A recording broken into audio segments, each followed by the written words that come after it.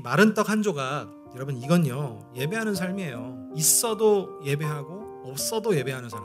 항상 조심스럽지만 없이 사는 걸 기뻐하세요. 없이 사는 게 목적입니다. 가진 거 포기하세요라는 게 아니에요. 그게 아니고 있어도 예배하는 사람, 없어도 예배하는 사람이 되라는 것을 말합니다. 여러분 있을 때 예배 떠나는 사람 많고 없으니까 겸손해질 수도 있지만 너무 없어가지고 예배 떠나는 사람 많습니다. 그런데 없어도 감사하고 있어도 감사하는 사람, 하나님이 쏟아부어주지 않을 이유가 없어요. 너는 물질 있어도 건강 있어도 나에게서 떠나가지 않을 걸 안다. 건강 주셔서 일시키고 물질 줘서 일시킵니다. 없는데도 하나님을 예배한다? 없어도 하나님을 찾으니 너에겐 부어주리라. 이 공식이 맞는 건데 없을 땐 예배하고 있을 때는 예배 안 하고 있을 땐 예배하고 없을 땐 예배 안 하는 것, 이게 예배 중심의 삶을 지금 이야기하는 겁니다. 그렇게 될 수 있도록 하나님은 연단을 시키시는 거예요. 하나님 중심의 삶을 살 수 있도록 그 불순물들을 빼나가시는 것을 지금 말하고 있는 것이죠. 하나님이 그 사람을 조사하고 다루시고 발전시켜 나가는 것을 연단이라고 지금 오늘 이야기하고 있는 것이죠.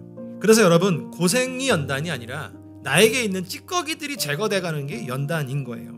1절 2절이 기준이 되어서 4절과 5절처럼 살지 않도록 있거나 없거나 예배하고 종으로서 주인을 기뻐하는 마음을 가져서 항상 주인을 기뻐하는 마음을 가질 때 힌지로 딱 반을 접으면 어떻게 되느냐면 그때부터는요 4절에 있는 것처럼 세상 말에 귀 기울이지 않습니다. 거짓말 사악한 말에 넘어가지 않는 거예요. 내 주인은 하나님이시니까 가난한 자를 통해서 하나님의 형상을 보는 겁니다. 그리고 악인이 자꾸 멸절당하고 하나님부터 멀어지는 모습을 통해서 저 사람도 예배할 수 있어야 되는데 라고 하는 긍휼한 마음이 생기는 거예요. 그리스도인들의 연단이라고 하는 건요 철저히 세상 순종에서 하나님께 순종하는 모습으로 바뀌는 것을 이야기하는 겁니다.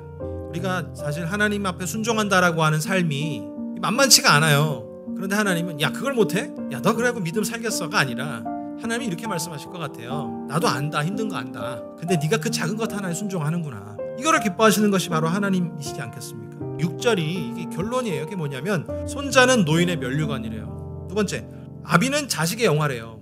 어떨 때요? 연단을 통해서 있어도 없어도 예배하는 자녀가 되면 그게 할아버지까지 면류관이 되는 것이고, 내가 종으로 하나님의 종의 모습을 살아서 주인의 기쁨을 고민하는 그 아버지를 보면 자녀가 우리 아버지의 핵심은 하나님께 영광이었구나가 되는 것을 이야기하는 게 오늘 6절의 말씀입니다. 사랑하는 성도 여러분, 이러한 향기가 저와 여러분들 가운데 묻어 있습니까? 묻어 있다면 예수님의 향이 나겠죠. 그런데 예수님의 향이 나지 않는 것은 덜 묻어서가 아니라 세상의 향이 너무 아직 진하게 배어있기 때문에 예수님의 향이 나지 않는 것입니다.